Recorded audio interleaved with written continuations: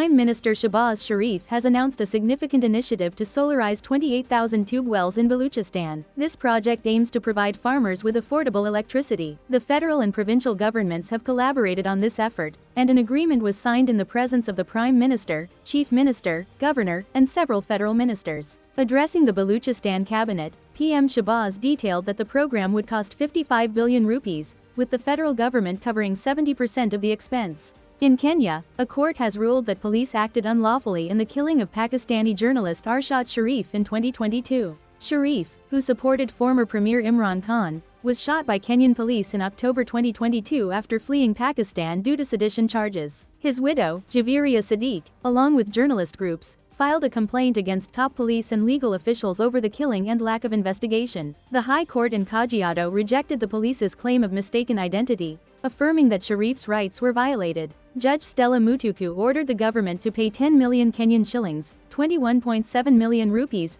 in compensation and directed authorities to conclude investigations and charge the involved officers. The Lahore High Court has ordered the removal of PTI leader Parvez Elahi, his son Rasik Elahi, and daughter-in-law Zahra Elahi from the passport control list. Justice Shams Mahmood Mirza delivered the verdict, responding to claims that their names were added illegally. The government opposed this removal.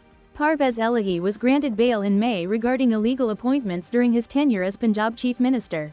Despite his initial arrest in June last year for illegal recruitments and other corruption charges, Elahi remains in jail due to ongoing cases. In a response to the Sindh High Court, the federal government defended its suspension of social media platform X, stating it does not violate Article 19 of the Constitution. The Interior Ministry highlighted that freedom of speech is subject to restrictions for public order, morality, and national security. The ban on X, implemented by the Pakistan Telecommunication Authority on February 8, followed security concerns and intelligence reports. The government argued the measure was necessary to address the spread of hateful content targeting state institutions and requested the court dismiss the petitions challenging the ban. The Interior Ministry has approved the deployment of the Pakistan Army and Rangers for security during Muharram. This decision follows requests from provincial governments and is aimed at assisting civil authorities under the Anti-Terrorism Act, 1997. Muharram, which begins soon with Ashura on July 17, commemorates the Battle of Karbala. Interior Minister Mohsin Naqvi reviewed the security plan, banning drones in processions from Muharram 1 to 10 and considering internet and mobile phone shutdowns based on security needs. Preparations for rallies in case of rain and strict checks at entry and exit points have also been ordered, ensuring full security for mosques and places of worship. The ongoing conflict in Gaza has resulted in significant casualties and destruction. The Health Ministry in Gaza reported that Israeli attacks have killed at least 40 people in the last 24 hours. Since October 7, the conflict has caused at least 38,193 deaths and 87,903 injuries. In this context, the UNRWA has suffered heavy losses. Since the start of Israel's war, at least 196 UNRWA workers have been killed in Gaza. UNRWA Commissioner General Philippe Lazzarini stated that over 50% of the agency's institutions have been destroyed, with more than 500 people killed while seeking refuge in these UN sites. The violence continues on multiple fronts. On Monday, Palestinian Islamic Jihad's Al-Quds brigades destroyed 2 Israeli vehicles in Tal al-Hawa. Hamas's Qassam brigades also targeted Israeli soldiers with rockets in the Netzarim corridor, established by the Israeli army to separate northern and southern Gaza. As the conflict intensifies, the Israeli military has expanded its evacuation order for Gaza City. Civilians have been instructed to leave most of the city, where thousands of families had sought shelter from fighting in other parts of the territory. The humanitarian situation remains dire. Aid trucks are stuck at El Arish and Kerem Shalom crossings due to Israeli restrictions. The Norwegian Refugee Council has cited severe cash shortages and lawlessness. Since July 1, 250,000 people have fled Khan Yunis, mostly to already overcrowded areas. Adding to the crisis, the World Food Programme has reported that almost 500,000 people in Gaza are facing catastrophic levels of hunger. The WFP noted on X that it assisted 1 million people in June but emphasized that this is not enough.